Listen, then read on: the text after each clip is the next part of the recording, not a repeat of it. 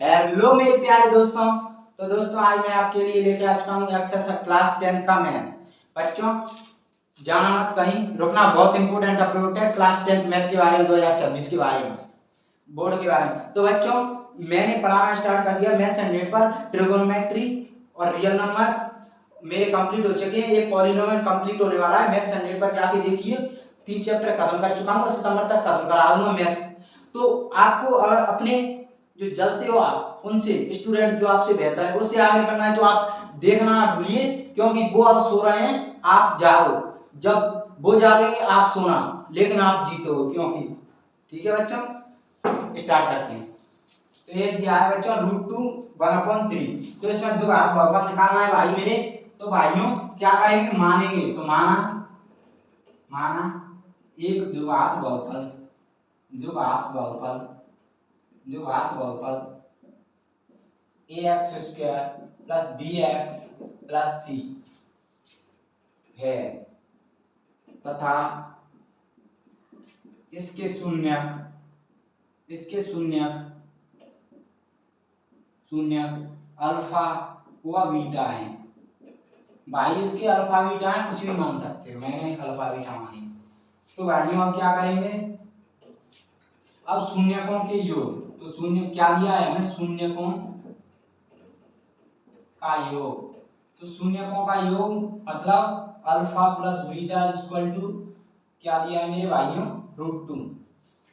और शून्यकों, शून्यकों का गुणा, शून्यकों का गुणा दिया भाइयों मेरे alpha into beta equal to 1/3। भाई मेरे अब इसको द्विघात बहुपद निकालने के लिए आपको ने याद होगा कि आपने जब जांच की थी तो एक फॉर्मूला था मेरा, जो फॉर्मूला था हमारा भाइयों मेरे -b/a। ये इसको बोलते हैं भाइयों, b को हम x का गुणांक और इसको x² का गुणांक बोलते हैं, और दूसरा है भाई मेरे गुणांक है c/a, इसको बोलते हैं अचर पद भाइयों, और x² का गुणांक। ये हमने जांच करते समय तो इसको हम, ये तो हमें डायरेक्ट शून्यकों का योग और गुणा दे दिया। जब हम जांच कर रहे थे तो -b/a c/a निकाल रहे थे, बराबर कर रहे थे, तो इसको क्या है हम उसमें रखेंगे पहले इन मानों को जो दिए हैं हमको। तो भाइयों मेरे फॉर्मूला क्या होता है, -b/a। तो भाई मेरे -b/a, तो भाइयों मेरे माइनस b की वैल्यू यहाँ √2 दी है भाइयों मेरे, तो अपॉन, अब यहाँ पे इसको इतना ही छोड़ दो। अब यहाँ पे देखो c/a, अब इससे पहले मैं वैल्यू निकालूंगा 1/3। यहाँ पे भाई मेरे c की वैल्यू मिल गई। अब आप सोचो कि c की वैल्यू यहाँ पे भाइयों मेरे मिल गई, मुझे c की वैल्यू मिल गई ना, c की वैल्यू 3। तो भाइयों यहाँ पे a 1 रखूंगा तो भाइयों बराबर नहीं होगी, मुझे तो बराबर माननी है a की वैल्यू, तभी तो मेरे a b c के मान निकलेंगे, क्योंकि a का मान मुझे बराबर करना है। तो बराबर करने के लिए भाई मेरे मैं क्या लिख सकता हूँ, इसको मैं 3 का और नीचे और ऊपर 3 का गुणा कर देता हूँ √2 से।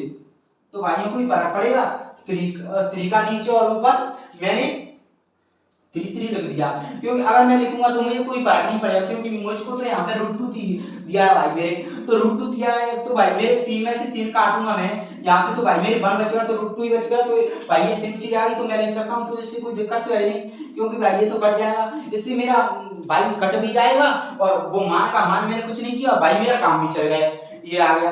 तो अब यहाँ से मैं निकालूंगा भाई मेरे, अतः लिख दूंगा a इक्वल टू क्या आ गया भाई मेरे, a इक्वल टू क्या आ गया भाई मेरे, a इक्वल टू आएगा 3, और b इक्वल टू भाई मेरे क्या आ गया -3√2, और c इक्वल टू क्या आ गया भाई मेरे 1। अब क्या लिख दूंगा, अब ये समीकरण आ गया, तो लिखूंगा अतः एक द्विघात, द्विघात बहुपद, बहुपद, बहुपद में दी गई शर्तें संतुष्ट होती हैं, होती हैं तब भाई, तब भाइयों मेरे अब क्या करना है, इसमें मान रख देना है जो हमने माना था ax²। तो भाई मेरे a की वैल्यू इसमें रखूंगा तो क्या आएगा 3x²। अब यहाँ पे भाई मेरे प्लस है माइनस हो, यहाँ b की वैल्यू यहाँ पे रखी तो -3√2x, और भाई मेरे ये प्लस है तो प्लस की c1 होगा, ये हमारा बहुपद होगा। अब यहाँ इससे आप यहाँ पे मान रख लो बराबर आएंगे, मतलब ये द्विघात बहुपद हमारा बन गया। चाहे आप ऐसे भी लिख सकते हो, आपको यहाँ से मान लिखने में परेशानी आए तो आप ऐसा कर लेना, आप पहले ऐसे लिख दिया करो, ये मैंने माना ये x² प्लस bx प्लस सी। अब इसमें से आप देख देख के लिख लो कि ये, फिर इसको मिटा दो, क्यों इसकी कोई जरूरत नहीं है हमें, तो ये मान लिखना है। और इसमें नेगेटिव क्या लिख देंगे, अब लिख देंगे, आप जांच कर सकते हैं, आप चाहे इसको भले ही मत लिखो, कुछ दिक्कत नहीं, आप लिख लो डायरेक्ट एवं अन्य कोई द्विघात बहुपद एवं अन्य कोई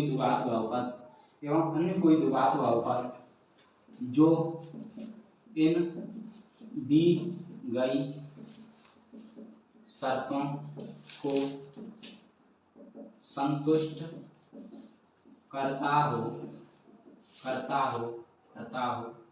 कि ये लिख देंगे हम, हमारा जो समीकरण है 3x² माइनस 3√x प्लस 1